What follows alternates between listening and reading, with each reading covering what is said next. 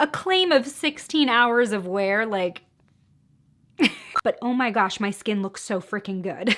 Today we're exploring what's new at the drugstore. I have new drugstore makeup from Catrice, Pixi, NYX, and Physicians Formula, so we're just gonna get straight into it. But first, if you're new here, hi, my name is Miranda. Welcome to my channel where we talk all things budget beauty. If that sounds interesting to you, then become the newest member of the Slashed Squad by hitting subscribe and the bell icon. First off, an announcement. 2021 Miranda is a face primer user once more. I swore off face primer a few years ago because I realized that most of my go-to foundations performed just as well without the extra step, but as I've aged over the years, I'm getting fine lines that I would love to just smooth out a little bit with the help of primer. Plus, my skin has been feeling really dry lately, so a little extra prep before makeup has been making a big difference for me. And today I'm going to be trying the Pixi Rose Essence Oil for the first time. This is new. It's $28 at the drugstore.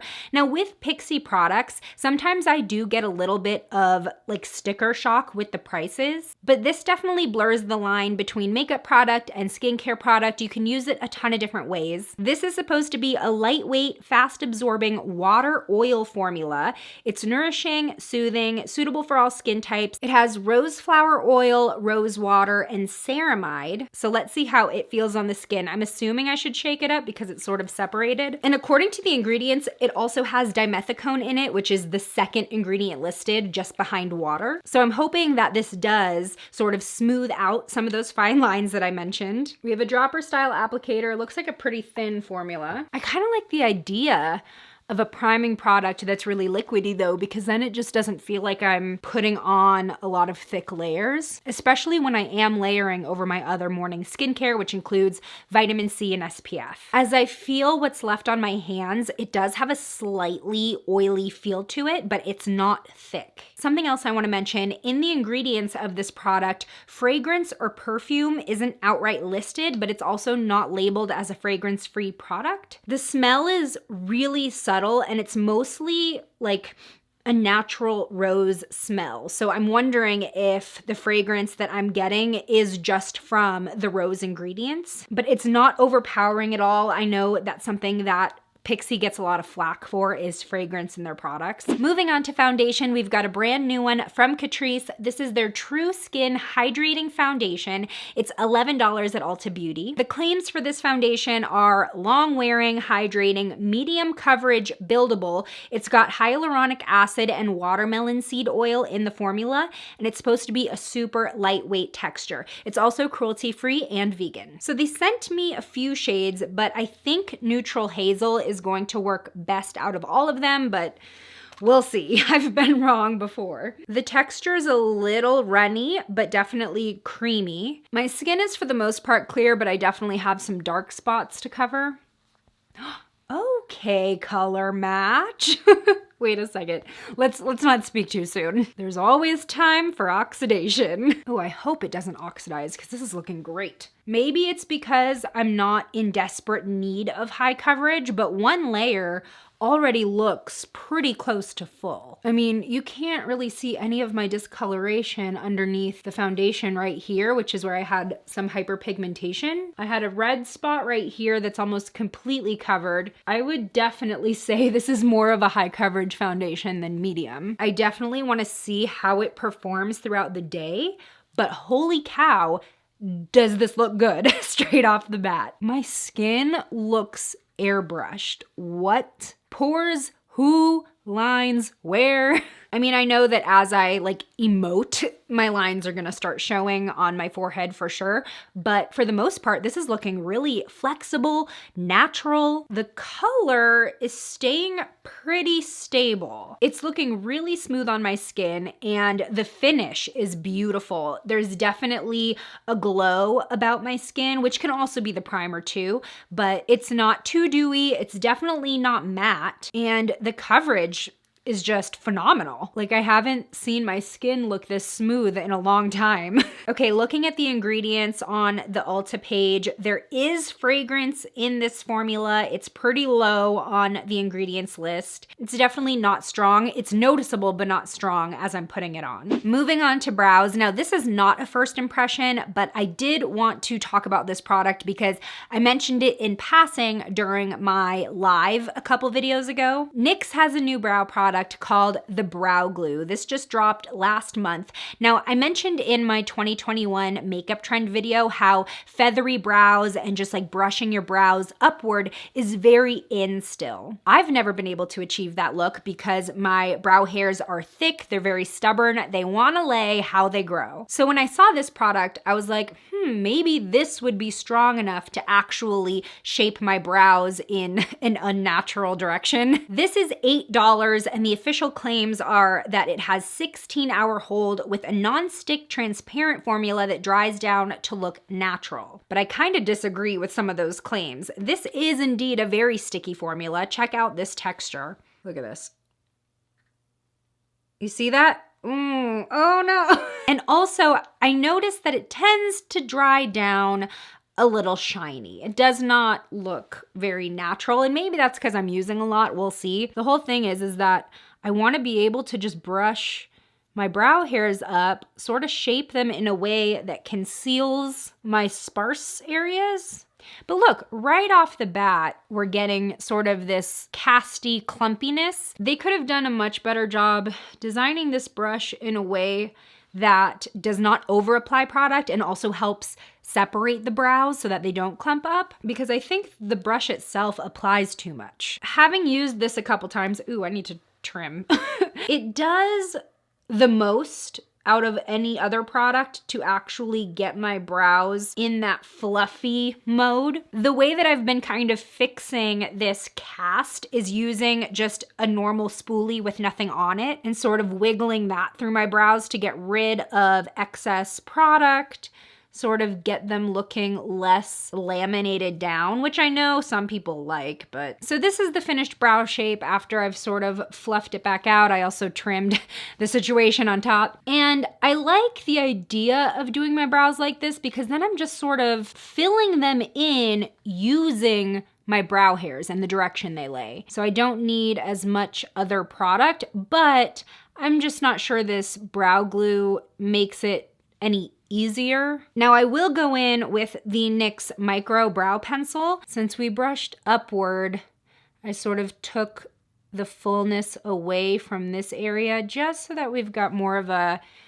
straight line here. The brow glue also does not play well if you get it on your foundation. So that's the completed brow. I like the look, it just takes a lot to get there. Circling back to Pixi, they have a bunch of new palettes as part of their Pixi Pretties collection, which is their collection of collabs with different beauty influencers. So I have 3 new Pixi palettes to try today, starting out with their collaboration with Tina Yong, aka Tina Tries It. This is the Tones and Textures Feelin' Fresh eyeshadow palette. It's a mostly neutral eyeshadow palette, but we do have these pops of teal and aqua and pink and gold. So let's try it, shall we? So I did already prime my eye. I'm gonna go into this beige shade to set my primer. I have tried Pixi eyeshadows in the past, and I do think they're pretty underrated. It's just, again, at the drugstore, they're priced a little bit higher than you might expect. This palette is $24. I do wanna use some of these bright colors today, so I'm gonna go into this corally orange and use that as my transition shade. We're getting pretty decent pigmentation and blendability here, and it's translating pretty true to color from what I see in the palette. All right, liking that shade so far. Now this teal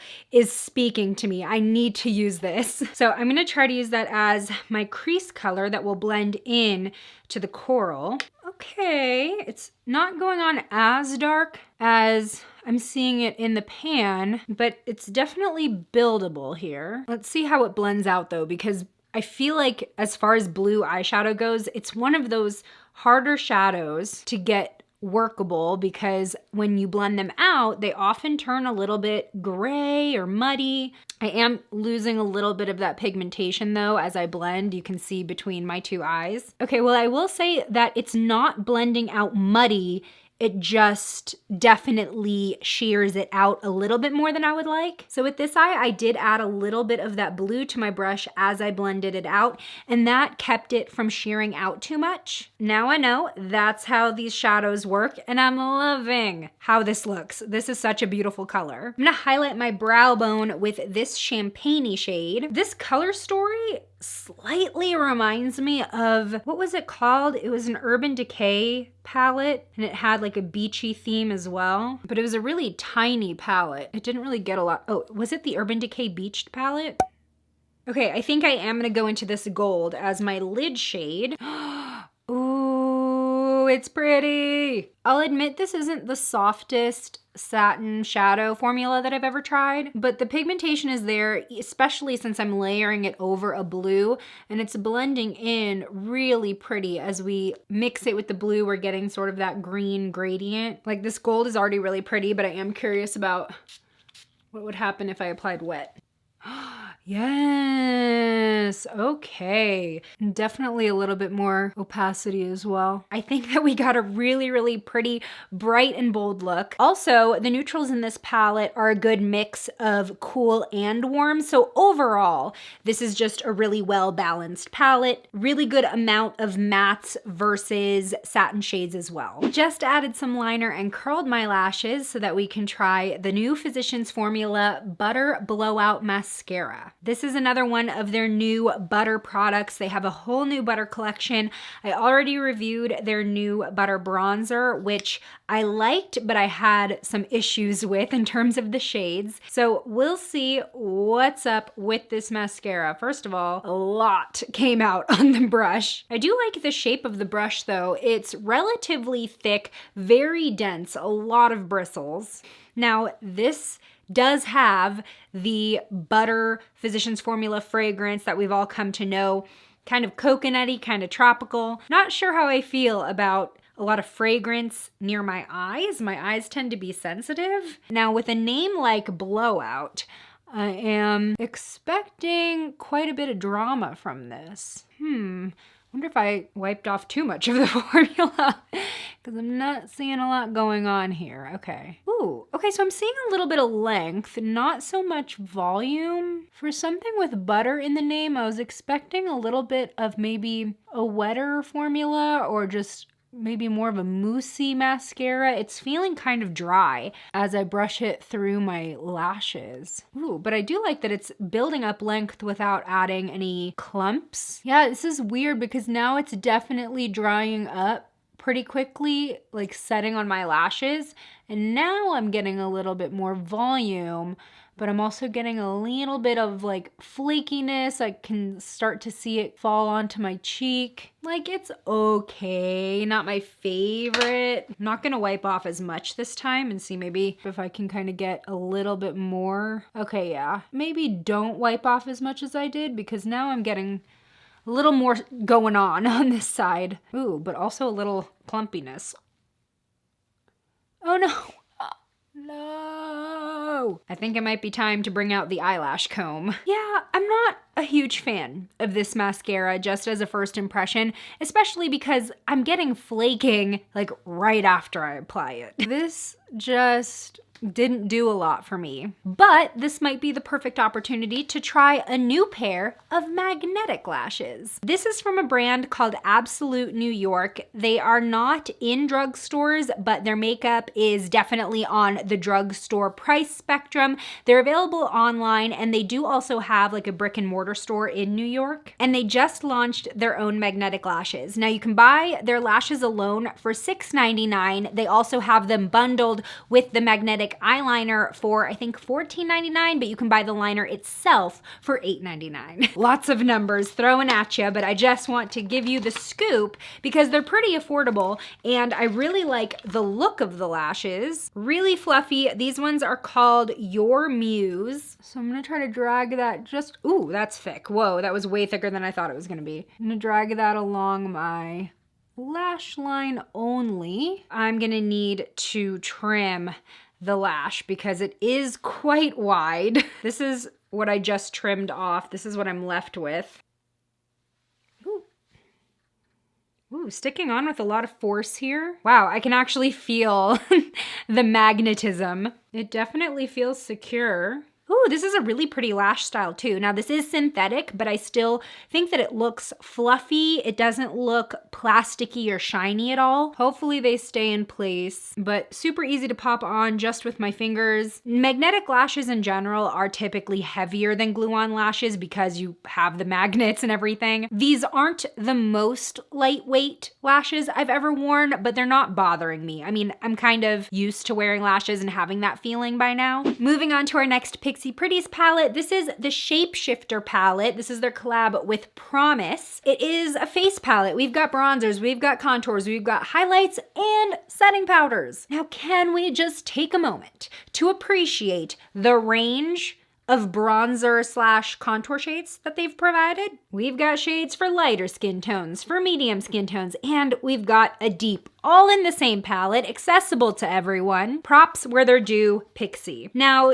even if you don't feel like you can use all of these shades on your own skin tone, you can also double this as an eyeshadow palette. In fact, this reminds me a lot of the Juvia's Place Warrior palette, except this is an eyeshadow palette and there's a lot more shimmery tones to it. The Pixie palette has more matte, so you can really define your features. I'm gonna go into this sort of neutral bronzer. It's kind of right in the middle of warm and cool. Okay, so first off, this is super dusty in the pan. Let's see how it applies though. Hopefully not patchy. Please, not patchy.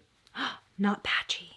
Ooh, that is looking so good. So I just added a nice little natural contour. I will warm up the face with bronzer though. I'm gonna go into this medium warmer shade. I'm gonna put that in the temples just for a little bit more color. I'm gonna use a highlight in that palette in just a second, but I want to introduce the third and final Pixie Pretties palette that I'll be using today. This is the Cream Rouge palette. It's their collab with Louise, and this palette can actually be used on both the lips and cheeks. So really good multi-use palette, especially if you wanna jump on that monochromatic color trend where you match different parts of your makeup. So just dipping my finger in, especially for face, you kind of have to dip your finger in versus a brush because of the size of the pan. I've definitely been liking cream blushes and highlights lately. It just makes the skin look a little bit more bouncy and healthy. Now this is going on with a little bit of sheerness, but it's still very noticeable and obviously buildable.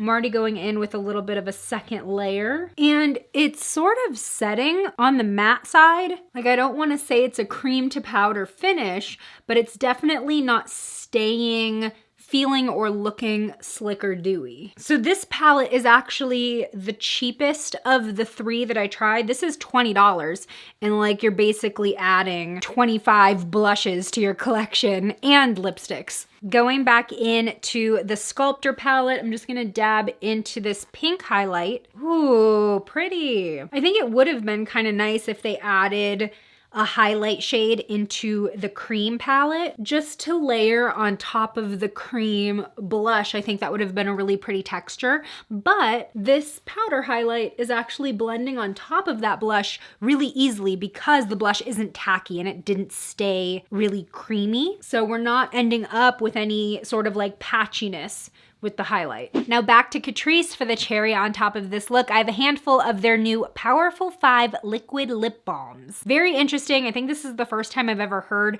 of a liquid lip balm before. So these are made with a superfood complex with vitamin E, shea butter, green tea, and goji berry extract, made with hyaluronic acid for a natural volumizing effect. They're supposed to be lightweight and they're only $6 each. So let's see. Again, I don't want to go too bright because of what we've got going on today, but I think it's going to be one of these two. Lychee glaze and raspberry cream. What do you think? Lychee glaze sort of matches my blush, so that might be a good tie-in. Let's do that. Ooh. How interesting. It really does feel like I'm putting on like a lip balm that got sort of melty in the car. Oh, maybe I should have lined my lips before this because it's definitely not a super pigmented formula. So if you do want to add any type of like shape or a little more color, but I guess I did want to show you the pigmentation at least. Oh, interesting. Okay, so like as it sets, it feels like it's sinking into my lips like a lip balm. It's not really staying as a layer on top of my lips. So yeah, I added just a slight hint of pink. Not really noticeable, but it did kind of even out the tone of my lips. So just as a first impression, I feel like everyone should try this because it is so unique. I've never tried anything like it. I've tried a lot of like balm gloss fusion formulas that are supposed to be as moisturizing as a balm, but this actually feels just like a lip balm with sort of the application style and tint of a lip gloss. Overall, pretty good round of first impressions. I love the end look. Maybe one dud in the bunch with the mascara, but I will check back in with you at the end of the day to see how everything holds up. Holy cow. It's been 6.5 hours since I put on this makeup, and I don't know when the last time I was this impressed was. Let me zoom you in. Okay, first of all, this primer and foundation combination is like gold to me. It's hard to tell which product's doing the most work because we did try on so many things at once, but oh my gosh, my skin looks so freaking good. Usually by the end of the day or, 6-hour mark, even my favorite foundations, the L'Oreal Infallible Fresh Wear and Believe Beauty Foundation, show a little bit of bunching in my fine lines. I can see it like settling usually right here on my forehead and especially my laugh lines. But there's none of that with this primer foundation combo. I am shook. Because even the slightest bit of product settling in fine lines can make them look so much more prominent. So the fact that in my deep laugh lines, there's no creasing at all, I literally looked at myself in the mirror for like 10 minutes before hitting record, and I'm just like, is this real? Not only am I not experiencing any creasing around my fine lines, but this coverage is completely intact. There's no breakdown. I'm really not noticing any fading from when we first applied. Like not even around the pores on my nose is there any type of wear. What? It's so smooth. As far as our other makeup goes, the blush, I'm actually really surprised with the Pixi cream because there's no fading or splotchiness at the end of the day. It's still looking as pigmented as it did before and very smooth. No creasing of the eyeshadow. I did put it over the CoverGirl Lid Lockup Primer. The lashes have stayed on and were pretty comfortable throughout the day. There was no lifting, no poking. After a while, I didn't notice them. And I did end up reapplying the liquid lip balm after eating, but since then, my lips still feel moisturized. There is a very light wash of sparkly pink. Highlight is still smooth and strong. The only two duds in this bundle of new drugstore makeup was definitely the mascara. I found myself brushing off flakes all day. And funny enough, the brow glue. This wasn't the first time I used it, but it was the first time that I actually paid attention to what it looked like at the end of the day. And I feel like my brows fell to their natural, like, horizontalness. All that work and all of that, like, goop for nothing at the end of the day. For a claim of 16 hours of wear, like, but as a whole, my makeup is looking so fresh at the end of the night right now. I'm devastated that I'm about to take it off to work out, shower, and go to bed. Tell me in the comments, will you be picking up any of this new drugstore makeup? Why or why not? Today's shout out goes to Michelle. Thanks for being a member of the Slashed Squad. And join me over in this video next where I share my updated scalp care routine for dandruff, buildup, and smelly hair. I'll see you over there. Bye.